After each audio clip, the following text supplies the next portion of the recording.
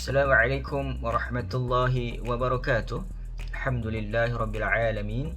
Wassalatu wassalamu ala rasulillah wa ala alihi wa sahbihi wa man wala. Alhamdulillah.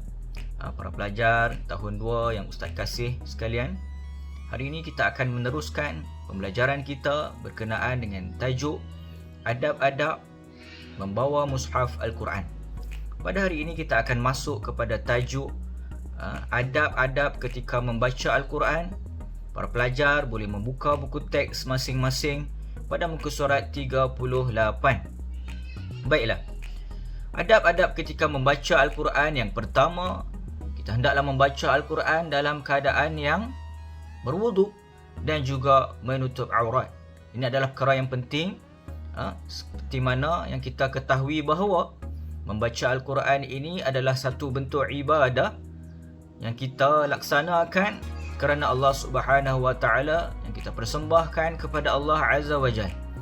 Jadi bila kita melakukan satu-satu ibadah untuk Allah Subhanahu wa taala, kita hendaklah melakukannya dalam keadaan yang paling baik, iaitu dalam keadaan yang berwuduk, bersuci daripada hadas kecil dan besar. Kemudian kita juga menutup aurat kita dengan sopan, supaya Allah Subhanahu wa taala melihat kesungguhan kita dalam melaksanakan ibadah seperti bacaan Al-Quran ini. Yang kedua pula, kita melakukan bacaan dengan a'udzubillah, memulakan bacaan Al-Quran kita dengan a'udzubillahi minasyaitanirrajim dan bismillahirrahmanirrahim. Mengapa kita memulakan bacaan Al-Quran dengan ta'awuz ataupun a'udzubillahi minasyaitanirrajim? Kerana setiap perbuatan baik kita seperti bacaan Al-Quran ni, syaitan akan mengganggu kita, memesongkan fokus kita, ataupun membuatkan kita menjadi malas untuk meneruskan bacaan. Jadi sebelum memulakan bacaan, kita minta berlindung kepada Allah Subhanahu wa taala daripada gangguan syaitan. A'udzubillahi minasyaitanirrajim. Dan kita memulakan ibadah bacaan Al-Quran kita dengan menyebut nama Allah, Bismillahirrahmanirrahim, dengan nama Allah yang Maha Pemurah lagi Maha Mengasihani. Untuk adab yang ketiga, kita memberikan tumpuan ketika membaca Al-Quran. Kita baca Al-Quran dengan penuh kesungguhan dan tumpuan, dan kita baca dengan bacaan yang betul.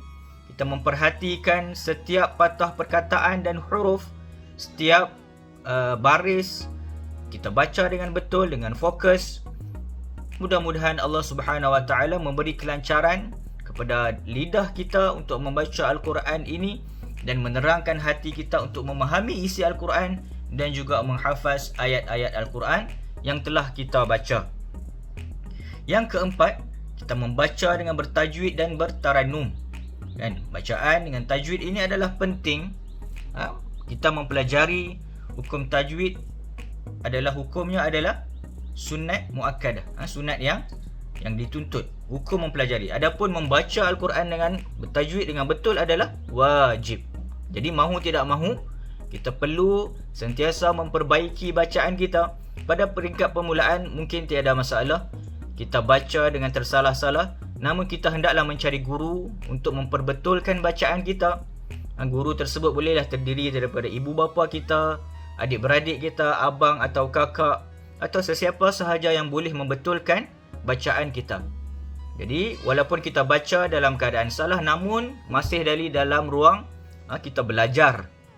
Mudah-mudahan Allah Subhanahu wa taala mengampunkan kesilapan kita dalam membaca Al-Quran dan membantu kita untuk memperbetulkan bacaan kita.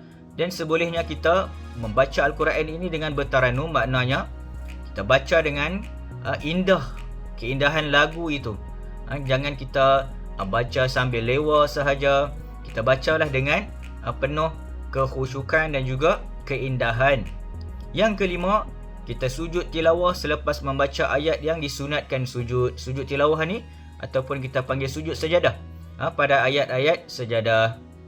Contohnya dalam surah Sajadah, Iqra' bismi rabbikal ladzi khalaq. Pada hujung surah ni pun ada ayat-ayat sujud sajadah. Maka bila sampai pada ayat sajadah ini, kita hendaklah melakukan sujud tilawah ataupun sujud sajadah dengan bacaan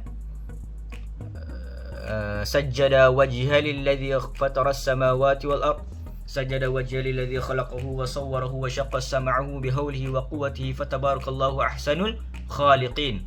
Ini adalah sujud, bacaan sujud tilawah ataupun sujud sajadah yang kita baca ketika sampai kepada ayat-ayat sujud tilawah. Kemudian kita mengambil iktibar daripada apa yang dibaca. Contohnya ayat Al-Quran surah Al-Asr.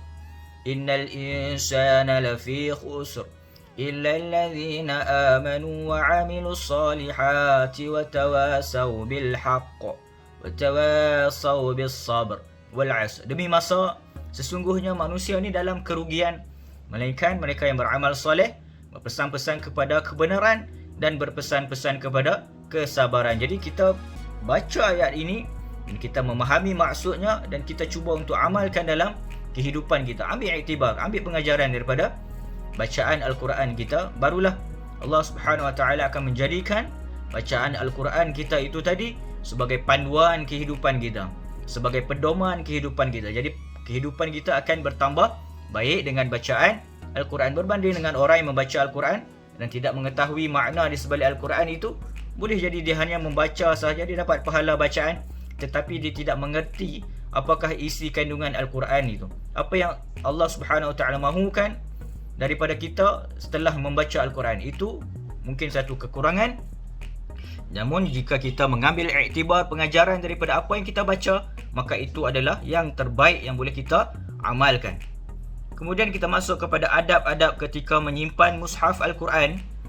Ketika menyimpan mushaf Al-Quran ini, yang pertama, kita membawa dengan penuh hormat. Al-Quran itu janganlah kita letak, kita bawa hanya di bawah. Kalau boleh kita bawa Al-Quran itu di dada. Kita bawa ni di dada. Kemudian kita meletakkannya di tempat yang sesuai. Di tempat yang sesuai ini maknanya janganlah diletakkan di tempat-tempat yang rendah, yang boleh menyamai kaki kita. Sebab contohnya kita letakkan di tempat yang tinggi, yang mudah untuk kita lihat, untuk kita ambil dan kita baca. Kemudian menutup mushaf Al-Quran selepas membacanya. Bila kita telah selesai membaca Al-Quran, jangan biarkan dia terbuka begini. Jangan biarkan dia terbuka begini. Yang lebih baik adalah kita menutup mushaf Al-Quran itu sebagai adab kita kepada Al-Quran. Dan tidak meletakkan sesuatu benda di atas mushaf. Bila kita telah menyimpan Al-Quran, jangan pula kita letak benda lain walaupun hanya pen di atasnya. Ini adalah tidak beradab dengan Al-Quran. Kita hendaklah meletakkan Al-Quran yang paling tinggi dalam susunan penyimpanan kita. Buku-buku kita, Al-Quran adalah yang paling tinggi. Kerana Al-Quran adalah kalamullah, perkataan-perkataan daripada Allah Subhanahu Wa Taala. Jadi perkataan daripada Allah Subhanahu Wa Taala adalah lebih tinggi daripada mana-mana perkataan makhluk sekalipun.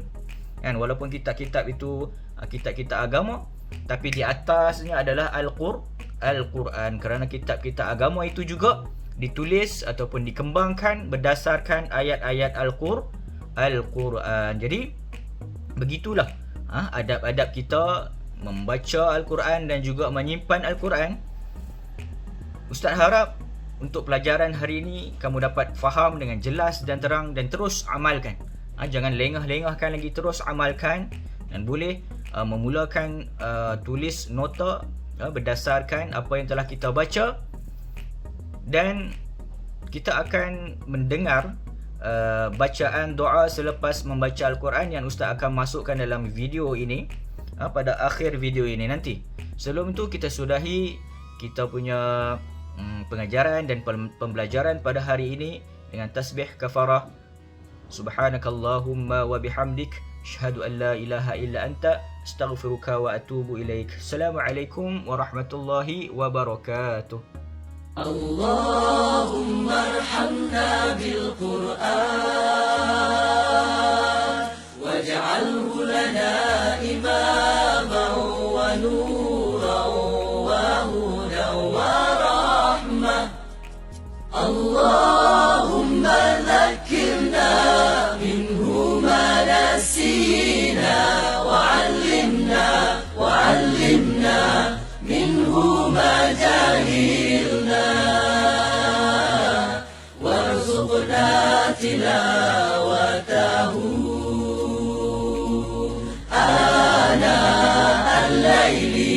الليل وأطراف النهار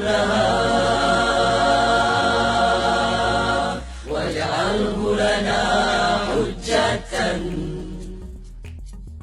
Allah rahmati kami dengan Al-Quran,